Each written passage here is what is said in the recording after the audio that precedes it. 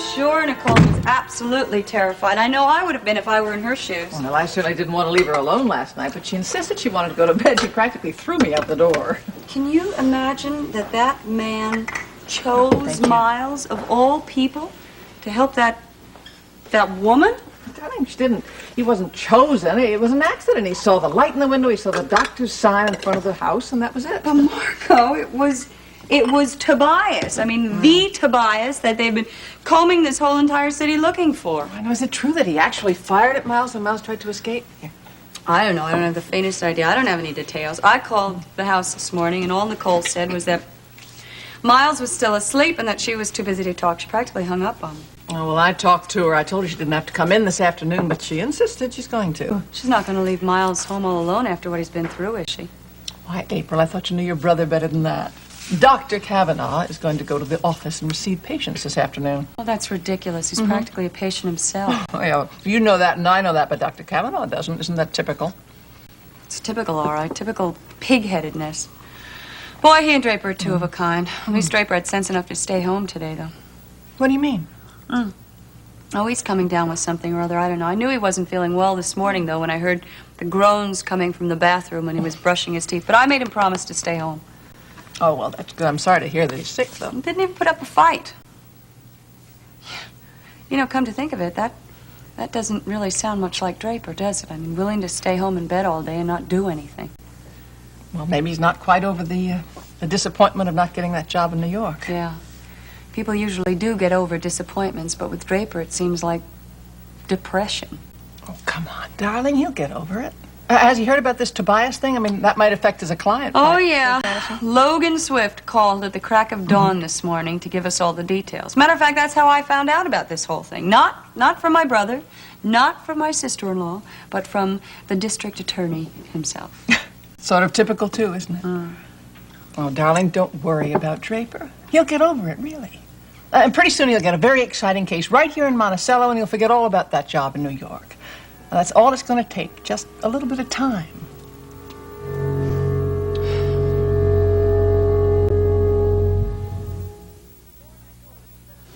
I warned Nicole that she better not be so closed-mouthed about what happened to Miles when she gets here to the studio.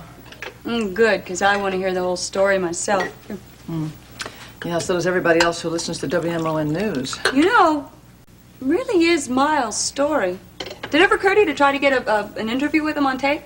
Yeah, the thought had crossed me mind. Well, it's not going to be easy. You know how publicity shy he is. I know. Oh, well, you don't think Nicole's going to do it? I know she'd refuse. No, I wasn't thinking of asking his wife. I was thinking of asking his sister. Oh, no, you wouldn't do that. I couldn't do that. Oh, why not? Well, because. Because? Well, because I'm not a reporter. I'm just a lowly office assistant. Uh-oh, now you cut that stuff out. Number one, you want to learn all phases of this business, right? Well, this is a very important phase of this business. Oh, come on, Margo. You're not kidding me. I mean, I know the only reason you'd like me to do it is because you think Miles would be willing to talk to me. Yeah, that's true. Oh, that's another phase of the business you've got to learn. You've got to learn to take advantage of everyone and everything to run a successful station. Yeah, well... So, will you try it? Well, it would be fun to try. Sure it would. And you wouldn't be alone. I'd have a cameraman along with you. Well, when did you think of attempting this interview? Well, when does Miles have his last patient? 5:30, 6 o'clock. How about 6 o'clock? It'd only take about an hour. Well, I'd have to call him up first and ask him. You call him up first and tell him that you're going to drop by and let the interview be kind of a surprise. Oh, no, I couldn't do that. That is far too sneaky. Still, though, I have to think of some way to convince him, huh?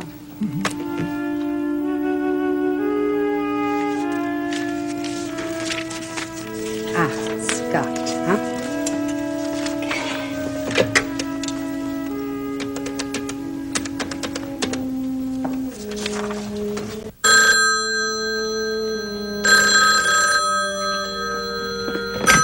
Hello, infirmary.